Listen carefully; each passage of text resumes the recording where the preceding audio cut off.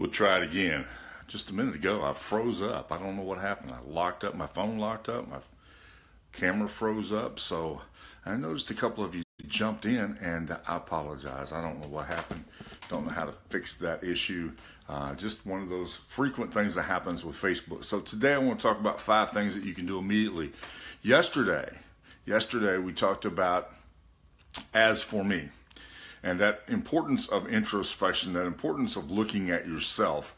And I got lots of good comments from that, lots of things that went on about this. So I want to share with you 5 things today. 5 things that I think can make a difference in your life immediately. 5 things that you can do as of right now. Yesterday we talked about as for me. And so when you look at, and here's some things that you might want to look for, okay? So first of all, let me give some welcomes here. I see Brent and Hans and Deborah, and let's see who else I have. Brooke. I see some other folks as well. So thank you so much for joining me today. I see Rhonda, and looks like we've got a few people here. Paul was on earlier when I screwed up. So let me share with you those 5 things that I believe that you can do immediately. When you take a look at, when we do that as for me, take my focus off of other people and I put the focus on me, and I start to look inside to see what I can focus my attention on, what I can change, what I need to address. Then I'm going to find some things, and I want to give you 5 things to look for. Okay, there's 5 things that you can look for immediately, and I'm going to have to read them to you this morning. It's been a rough morning this morning, so I'm going to read these to you. The first one is stop trying to please everyone. Stop trying to please everyone. You know the reason why you should stop trying to please everyone? You can't. The number one reason to stop trying to please everyone is because you can't please everyone. And the moment you put yourself in a position where you're trying to please other people, you are no longer in any kind of control of your life. Stop trying to please everyone, because you can't. It's not possible. When you do that, you have handed complete control of your life over to somebody else because you're trying to please them. So stop trying to please everyone. Very important that we not do that and that we stop doing that. So that's the first one. Stop trying to please everyone. Number 2 is stop fearing change. Now, I'm going to say something about fearing change that's a completely different twist than you normally get. The reason why you should stop fearing change is because when you start focusing on the fear, you reinforce it. And reinforcing that fear, reinforcing the fear of change, something as simple as change. And when I was a senior sales trainer for an insurance company, what I would do is I would go in someplace, and I was responsible for going in and training how to use the new technology to promote sales. And the problem that we had was that people were scared to death of the new technology. And the more people were afraid of the technology, the more they feared the change, the more difficult it was for them to grasp it. Those people who said, I don't know the first thing about what you're talking about, but we're going to get a hold of this thing, we're going to make it work. They put the fear aside, and they learned to master the opportunities. Those were the people who did the best, the quickest. And it's because they got what they reinforced. They embraced the fact that change was going to be beneficial to them. It was here to stay, that they were going to have to make changes.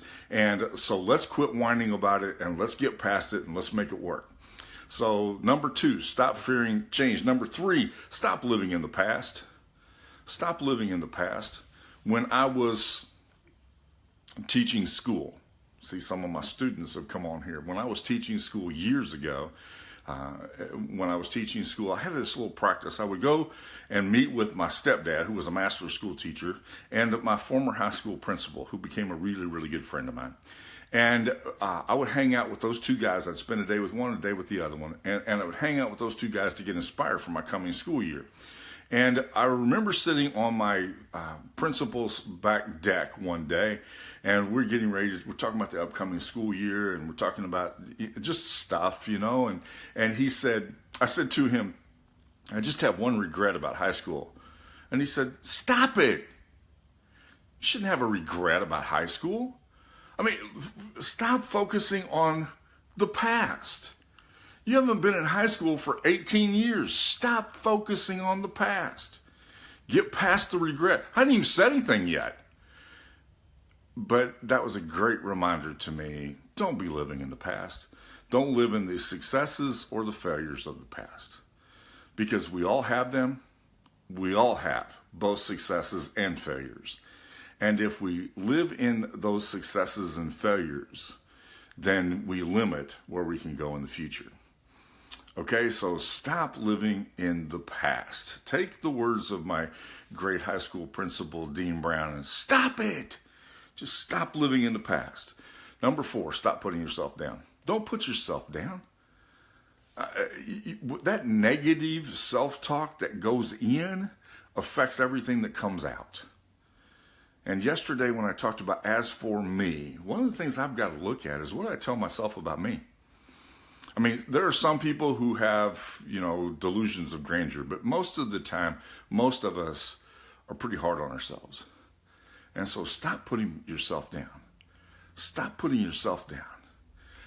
Putting yourself down will not accomplish a glorious future. Stop putting yourself down. That's number 4. So far we've looked at number 1, stop trying to please everyone. Number 2, don't fear change. Number 3, don't live in the past. Number 4, stop putting yourself down. And then finally, don't overthink things. Don't overthink things. One of the reasons why we put ourselves down, one of the reasons why we fear is because we overthink things. Somebody called me the other day and they said, I've been waiting for this return phone call for 4 hours. Are they putting me off? What are they doing to me? And I said, you don't know what's going on the other end. Stop overthinking this. We can't overthink things. Because when we start overthinking things, we start filling in the blanks, we get ourselves in trouble. All right? So as we practice that as for me, there's going to be some things that we have to take a look at. I've given you 5 today. 5 things that you can take a look at. 5 things that you want to make sure that you're not doing, and that if you'll change those immediately, it can make a difference. Stop trying to please everyone. Stop fearing change. Don't be living in the past. Stop putting yourself down, and don't overthink everything. Because if you do, you put severe limitations on your future. Make those changes, and it'll make a difference from now on, I promise. Thank you for joining me today. I appreciate your time and your attention. If you have seen something today that can be valuable to you or to somebody else, be sure to share it with them. Feel free to share. Feel free to comment. I will catch up with the comments in just a little bit. I appreciate you all coming on. I love you. I enjoy this time together every Monday, Tuesday, Thursday, and then on Wednesday, we do the coffee shop. So I'll see you from the coffee shop tomorrow, and I'll look forward to talking to you then.